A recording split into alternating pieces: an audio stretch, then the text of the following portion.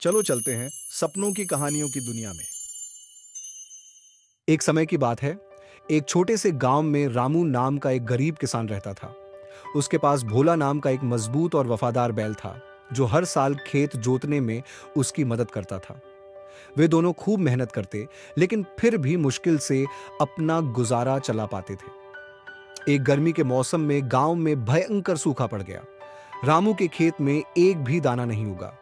वह बहुत परेशान था। न खाने को कुछ था, न बेचने को। एक शाम थक हार कर वह एक बड़े बरगद के पेड़ के नीचे बैठ गया और अपने भाग्य के बारे में सोचने लगा। उसी समय एक बुजुर्ग व्यक्ति, जिसकी लंबी सफेद दाढ़ी थी, वहां से गुजरा। उसने रामू के चेहरे पर उदासी देखी और रुककर पूछा, बेटा, मैं कई मील से चल रहा हूं, क्या तुम्हारे पास खाने के लिए कुछ है? रामू खुद भी भूखा था, लेकिन फिर भी उसने बुजुर्ग को मना नहीं किया। वह उन्हें अपने घर ले गया और जो थोड़ा बहुत खाना बचा था वह उन्हें दे दिया। बुजुर्ग मुस्कुराए और रामू की दयालुता से बहुत प्रभावित हुए।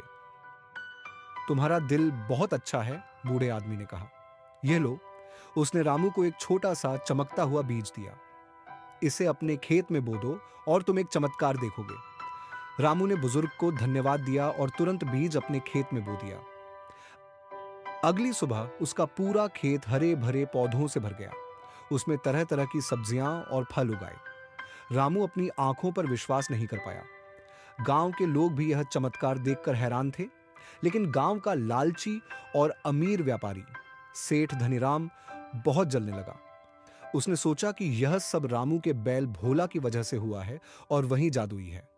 एक रात सेठ धनीराम ने अपने नौकरों को भेजकर चोरी छिपे भोला को उठा लिया। उसे लगा कि यह बैल ही सारी खुशहाली का कारण है। अगली सुबह जब रामू जागा तो उसने देखा कि भोला गायब था। वह परेशान होकर गांव भर में उसे ढूंढने लगा। उसने हर किसी से पूछा, लेकिन कोई नहीं जानता था। कई दिन बीत गए। एक दिन दोपहर में जब रामू सेठ धनीराम की हवेली के पास से गुजर रहा था, तो उसने कहीं से भोला की कमजोर और दर्द भरी आवाज सुनी। उसका दिल तेजी से धड़कने लगा। वह दौड़कर हवेली के पिछवाड़े गया और देखा कि भोला एक खूंटे से बंधा हुआ था। वह बहुत कमजोर और घायल लग रहा था। निर्दयी सेठ धनीराम ने उसे पीटा था, यह सोचकर कि वह उससे चमत्कार करवा सकेगा। रामू की आंखों में आंसू आ गए।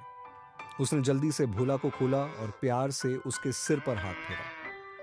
बड़ी मुश्किल से भोला खड़ा हुआ। इतनी देर में गांव के लोग भी वहां इकट्ठा हो गए। जब उन्हें सच्चाई पता चली तो वे गुस्से से भर गए। यह बहुत बड़ा अन्याय है, वे चिल्लाने लगे। रामू की दयालुता ने उसे खुशहाली दी है, कोई जादू नहीं। और देखो, सेठ ने एक निर्दोष जानवर के साथ कितना बुरा व्यवहार किया है। गांव के मुखिया ने सेठ धनीराम के लालच और क्रूरता के लिए उसे सजा देने का फैसला किया। सेठ को अपनी गलती माननी पड़ी, रामू से माफी मांगनी पड़ी और उसे नुकसान की भरपाई भी करनी पड़ी। रामू अब पहले से अधिक समझदार हो गया था। उसने अपनी मेहनत जारी रखी और उसका खेत हर मौसम में फलता फूलता रहा। वह अपनी फसल का एक हिस्सा गरीबों में बांटने लगा। जहां तक भोला की बात थी, वह अपने दयालु मालिक के साथ खुशी खुशी जीवन बिताने लगा।